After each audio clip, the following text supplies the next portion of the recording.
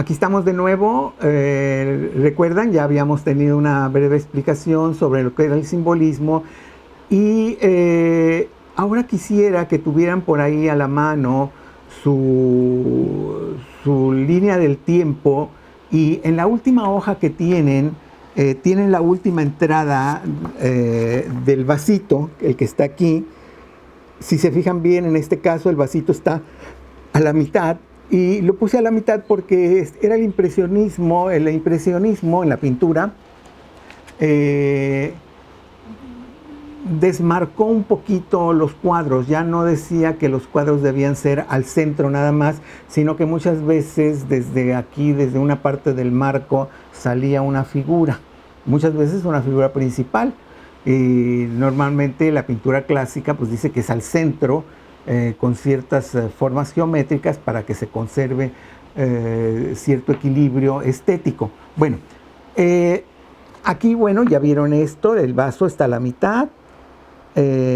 Aquí la presencia de Dios se borró y ya nada más queda el hombre en mayúscula. Cuando yo pongo esto, siempre hay alguien que me pregunta, y con justa razón, de que entonces ya todo el mundo dejó de creer. No, nadie ha dejado de creer nada. Recuerden que esto es una línea del tiempo académica, es formal. Lo que estoy tratando ahí de poner es la importancia que tiene la religión en la literatura, en este caso, y ya a partir de este periodo, que es el periodo que tengo marcado como 1850-1900, que están todos los sismos, ahí ya la presencia de Dios ya prácticamente no está en la literatura. No que signifique que ya nadie cree, no, eso no tiene nada que ver. Simplemente que en la literatura ya no es tan importante la cuestión religiosa. Si ustedes lo ven en el siglo XX, la que sigue, no está el vasito ni tampoco está la religión, porque en realidad hoy en día curiosamente tenemos escritores que son muy católicos o que son protestantes o hay algunos que son de cierta religión que nunca trasciende en su obra literaria. Bueno, pero esto no es lo que yo quería hablar. Yo lo que quería hablar era del vasito en particular. ¿Por qué estuvimos trayendo este vasito hasta este periodo? Bueno, ese vasito, aquí lo voy a dibujar a ver si me...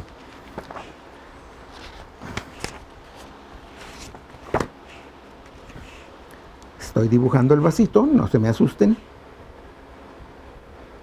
¿Qué es esto? Ah, esto no es el... Silvia, por favor consígueme un marcador ahí en mi portafolio. Un momentito, estas cosas suceden, ni modo, ¿no? Al Papa también se le han caído las cosas ahí en el Vaticano, y entonces es que necesito hacer el dibujito para que entiendan por qué les puse ese vasito durante todo un periodo de tres semestres, para ser preciso. Cualquier marcador o cualquier me sirve. No, está muy delgadita. Bueno, vamos a hacer un pequeño recuento. ¿Recuerdan en culturas antiguas cómo teníamos el vasito? Era un vasito muy esquemático.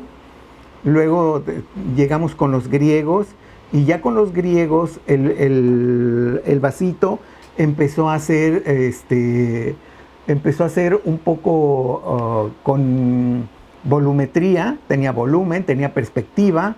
Los romanos era igual. Luego llegamos a la Edad Media y el vasito se volvió otra vez esquemático, es decir, casi un cuadro. Y llegamos al Renacimiento, y en el Renacimiento, todos me siguen, Leonardo da Vinci, Rafael, Miguel Ángel, vuelve el volumen, vuelve la perspectiva y demás. Hasta aquí, ¿qué es lo que hemos visto? Bueno, hasta aquí lo que hemos visto es que el vasito es el principal protagonista de este cuadro y siempre está en medio, no se mueve, está en medio el cuadrito, el vasito, en este cuadrito. Llega el barroco con muchos adornos, muchas curvas, pero el vasito sigue ahí igual, con perspectiva, y también tiene volumetría.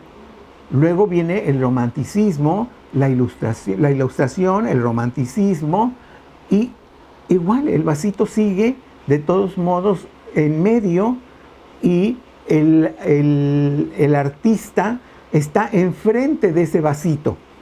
El vasito está aquí, el artista está aquí, y lo está dibujando, lo está pintando, lo que sea, con volumen o sin volumen, según sea lo que ha hecho. Pero es hasta aproximadamente 1910, 1914, para ser más preciso, que esto va a cambiar. Y lo van a cambiar Georges Braque, que es un pintor francés, y Pablo Picasso. Por aquel entonces estaba muy de moda lo que se llamaban culturas exóticas. Por ejemplo, nosotros los mexicanos siempre hemos sido exóticos para los europeos, ¿sí? Tienen unas ideas muy extrañas, algunas de ellas bastante tontas, ¿no? Como acá nuestros vecinos del norte, ¿no? Que creen que todos somos violadores y nada más estamos en la droga, y ahorita terminando me subo a mi burro y me como mi tortilla, etcétera, etcétera. No, no es así. Somos países que muchos de nuestros países tienen culturas atrás que son mucho más, que son superiores en el sentido de tiempo y de tradición. Ya lo decía Jorge Luis Borges, yo no sé cuál es el escándalo de muchos de estos países europeos y anglosajones, cuando acá en América Latina nosotros ya estábamos construyendo observatorios astronómicos, como los mayas, por ejemplo, o los incas. Ellos lo único que sabían hacer era vivir en cuevas, y si acaso andaban ahí pastando algunas vacas. Entonces, ¿de qué nos vienen a presumir? Bueno, pero eso es otro, esto no es sociología. Regresando a lo del vasito, estaba de moda lo exótico, y lo exótico pues venía de África, de Arabia, ¿sí? Y entonces hubo en París una gran exposición de arte africano. Tanto Picasso como Braque quedaron fascinados con la forma de cómo se simplificaban las figuras. Las figuras eran muy simplificadas, no era todos ustedes conocen a la Mona Lisa o conocen la Capilla Sixtina, por mencionar obras muy conocidas de los renacentistas, y ahí lo que ven pues es el cuerpo, si te dicen que es un árbol, pues es un árbol, si vas a ver un angelito, ves un angelito. Acá no, eran rostros que eran dos bolas y eran dos ojos, ¿sí? Una sonrisa tal vez era una rayita, y cosas por el estilo. Y empezando con esto, Picasso, que fue el primero, hay que decirlo, aunque Braque le iba ahí muy cerquita, eran amigos, ¿sí? No eran enemigos, eran amigos. Empezaron a pensar cómo tomar este nuevo lenguaje estético para incluirlo en el mundo occidental. Por favor, por ahí apunten ustedes, hay un cuadro que se llama Les, L-E-S, Demoiselle, D-E-M-O-I-S-E-L-L-E,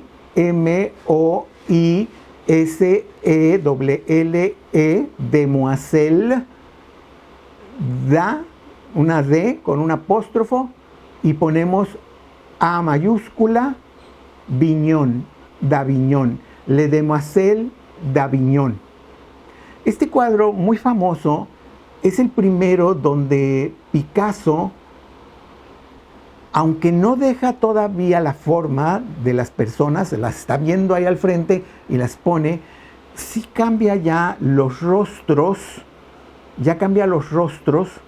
y de alguna manera sus perspectivas ya no corresponden, porque mientras que una de las figuras está así, otra que está ahí al lado puede estar así, y ya dices tú, esto ya no corresponde. Si es que están aquí y este está así viendo para acá y el otro está viendo para acá, ¿cómo es que salen aquí?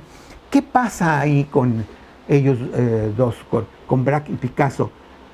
Encuentran algo que va también a influir mucho en la poesía. Encuentran que durante más de 2000 años o tal vez más, la estética occidental simplemente había observado todo desde frente. Lo que yo veo allá enfrente, el florero, el vasito, el árbol, la casa, el río, el castillo, lo pongo. Y dice Picasso y dice Georges Braque, ¿y qué pasa si nosotros vemos eso desde todos sus ángulos y lo ponemos en un solo cuadro? Voy a hacer el vasito para que entiendan un poquito mejor a lo que me estoy refiriendo. Espero que puedan ver el dibujito que voy a hacer, que espero no resulte muy feo.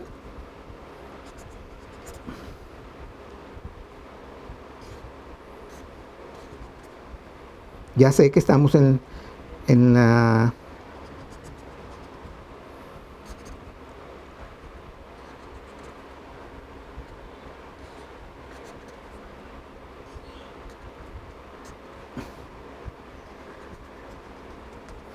Bien, en la primera imagen tienen el vasito tal cual. En la segunda imagen ya hay lo que proponían Picasso y Braque, es decir, verlos desde otro ángulo. Por ejemplo, el vasito de aquí, estamos viendo la cosa redonda, la parte redonda, la estamos viendo ya no en la misma perspectiva, la estamos viendo como si la persona que está dibujando o pintando estuviera asomándose desde arriba. Recuerden que ellos decían, bueno, ¿y por qué no verla desde todos los lados?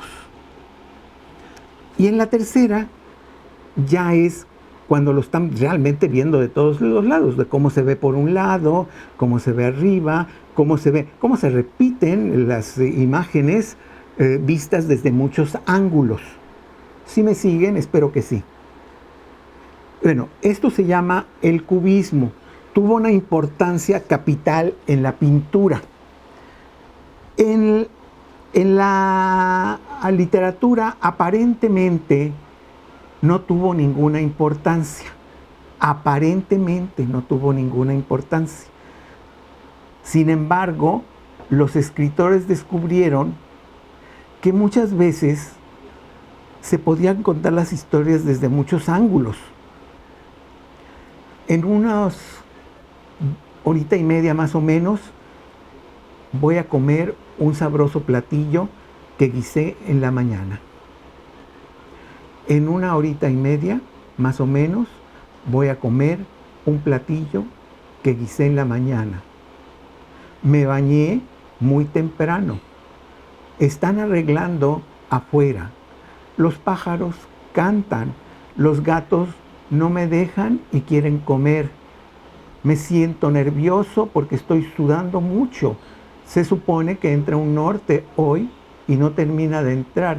¡Ah, qué rico sabe este guiso que preparé! Este guiso que preparé, lo preparé con cebollas, que es uno de mis vegetales favoritos o de mis condimentos. Y espérenme tantito, muchachos. Muchachos, les digo a los gatos, ahorita les voy a dar sus croquetas. Ay, creo que ya va a entrar el norte. Sí, ya se siente el frío. Ay, se me está quemando el guiso. ¿Ven cómo estoy en todos los planos? Todos estos planos van a empezar a meterse en nuestra literatura y van a interactuar con algo también que se llama el discurso interno, es decir, lo que uno trae adentro. Yo ahorita estoy hablando sobre el fenómeno del cubismo y su influencia en la literatura. pero tal vez sí estoy pensando en el guiso que me voy a comer en un ratito, lo estoy pensando acá adentro. Ese sería mi discurso interno, o tal vez estoy preocupado porque un familiar está enfermito y estoy aquí preocupándome, estoy pensando en el guiso, estoy pensando que ya van 3 veces que me cambio la playera interior y yo creo que me voy a cambiar una cuarta. Entonces, todo eso que antes no se ponía dentro de un texto como algo lineal, o sea, Juan sale de su casa, camina por la calle, visita a su novia, la novia le dice que sí y se van al cine, en el cine les gusta la película, terminan de ver la película, se van a cenar y de ahí regresan a la casa. Esto es algo lineal, esto es algo lineal. En cambio, Juan sale de su casa preocupado por su empleo, que no sabe si lo va a retomar de nuevo. Su novia, que está allá en su casa, se disgusta con su papá porque el papá no quiere que trabaje. Juan, por otra parte, está preocupado porque no sabe si le va a alcanzar para ir al cine. La novia piensa qué película veremos, me gustará la película. Y todo esto son discursos internos que tienen de alguna manera el proceso como del cubismo, que es decir, que en un plano se van viendo muchos planos. Ahora, ¿qué tiene que ver esto con la poesía y el simbolismo? Bueno, este poema simbolista que me van a ustedes hacer, lo pueden desdoblar en planos. No necesariamente tienen, por ejemplo, vamos a decir que se les ocurre un superverso, ¿sí? Nacía la vida con el sol brillando como nunca. Por decir algo. Bueno, ese mismo verso, desdóblenlo. ¿Cómo lo verían ese acto de nacer a la vida con un sol maravilloso? ¿Cómo lo verían? Es decir, desde otro ángulo. ¿Cómo vería un moribundo ese sol que para ti es maravilloso porque es el día que naciste? ¿Cómo lo describiría él? Y tú puedes poner eso entre unos paréntesis y poner: el moribundo ve el sol como el final de su vida. Es totalmente distinto a la felicidad que tú sientes al ver un sol maravilloso porque es el que te está dando la vida. Espero que esta cuestión del cubismo les haya resultado no difícil. Cualquier pregunta, con mucho gusto la contestaré. Déjenme irme un poquitito más allá porque ya de una vez aprovecho esto. Después del cubismo vino otro movimiento que se llamó el futurismo. Esto en la pintura. Yo ahorita voy a cortar. El futurismo era lo contrario de, recuerden, durante 2000 años o más estuvimos frente a la obra. Y después estuvimos alrededor de la obra, el autor. Y alguien propuso, sobre todo los italianos, que el objeto diera la vuelta al pintor, es decir, como que tuviera movimiento, como que tuviera un movimiento. Entonces, eso se llama futurismo. Busquen por ahí en la red futurismo y verán la diferencia entre la obra que parece que tiene movimiento y el cubismo que parece que se desdobla. Muchas gracias por su atención y nos vemos en la próxima plática.